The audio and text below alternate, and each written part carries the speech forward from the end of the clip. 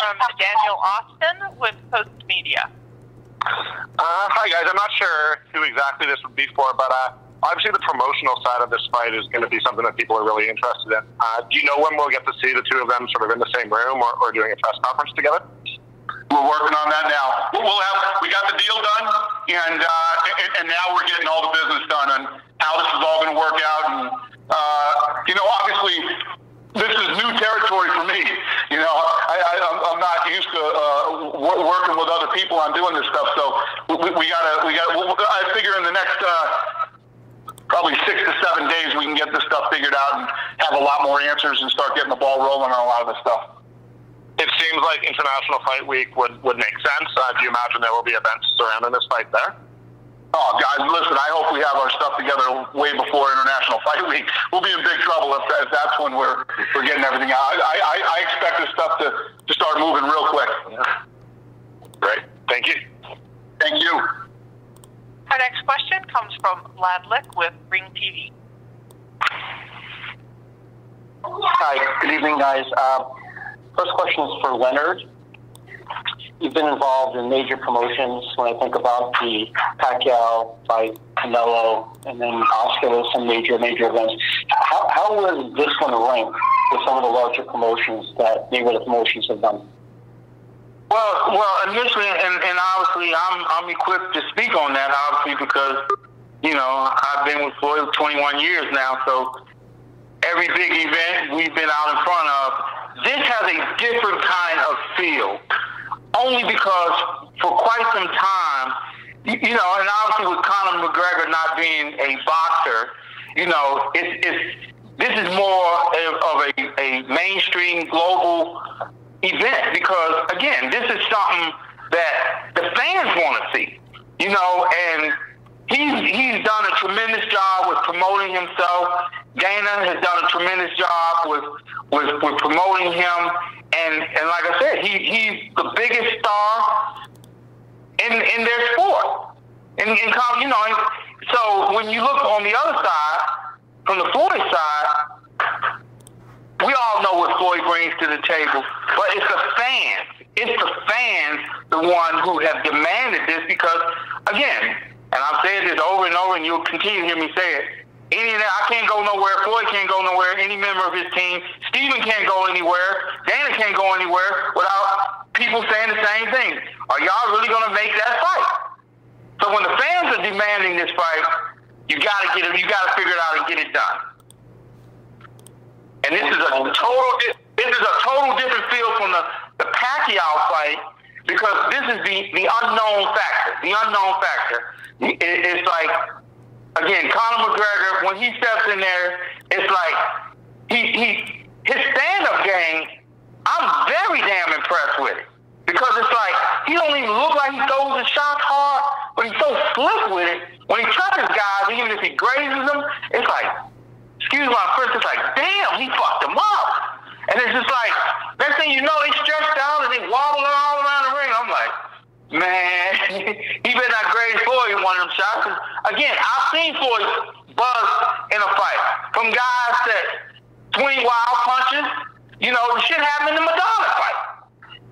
You know what I'm saying? And it's like, the thing what happens in these kind of fights is that, I'm a realist. Floyd is 40 years old. He's in all for a minute. He got to get his ass up and be prepared for Conor McGregor. Conor McGregor's been active.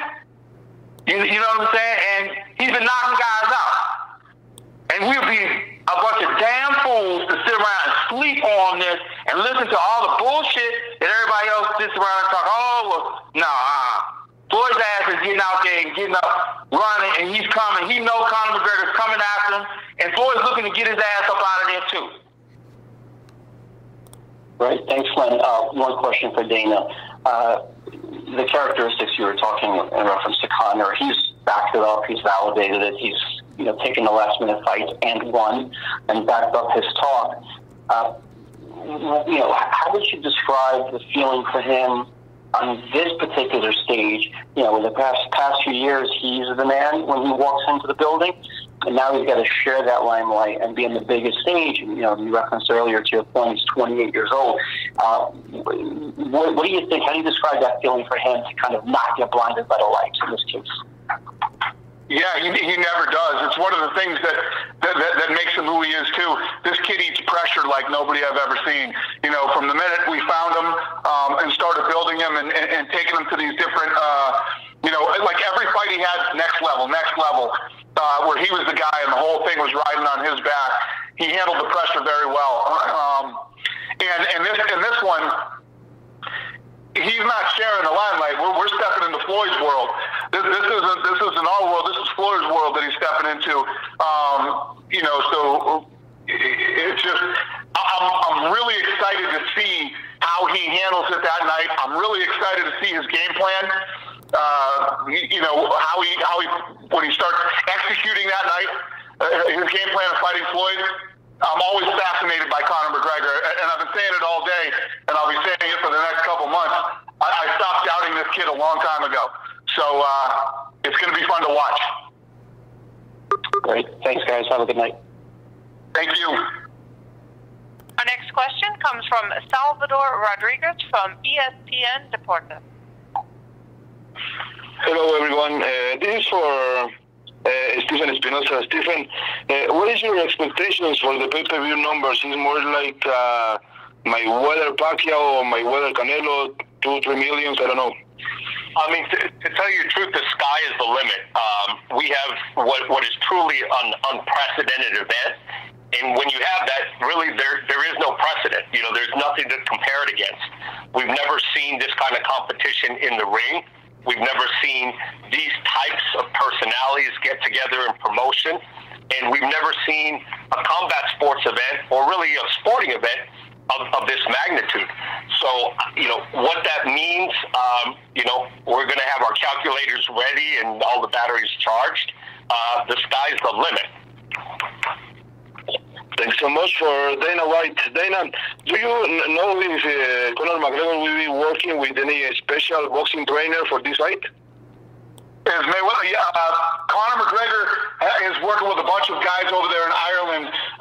You know how he is about Ireland, man. He says everybody thinks they're, you know, you got to go here or go there because the best this and that. And he's like, you know, we the Irish over here got our stuff together too. So you know, he's very serious about being Irish and keeping it all Irish. So I don't think so.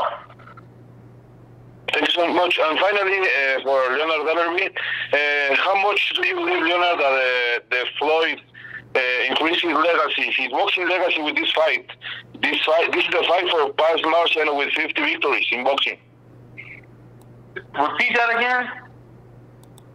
How much do you believe that Floyd increased his boxing legacy with this fight? He's looking for the 50 victory in Saturday. How much is he risking his legacy in boxing right now with this fight? Oh, he put it all on the line. He's putting it all on the line. You know, and again, this is going to be a great fight, and we're very excited to see it.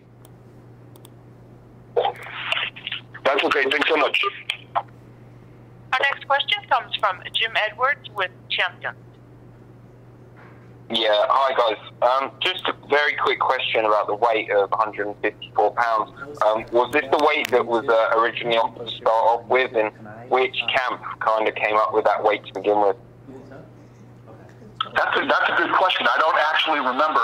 Do you remember how that? Yeah, but 54 was no problem. You know, it came up. We'll just say it came up. It was no problem. So he said, no problem. I'll fight him in 54. No problem. I don't want no catch weight. I'll fight him in 54. Great stuff. And Dana, just another quick one for you actually. UFC 215 hasn't actually been officially announced yet. There's a lot of rumors that it's going to be in Seattle. Is this announcement going to affect that in any way, and can we still expect that pay-per-view to take place? Yeah, I don't know yet.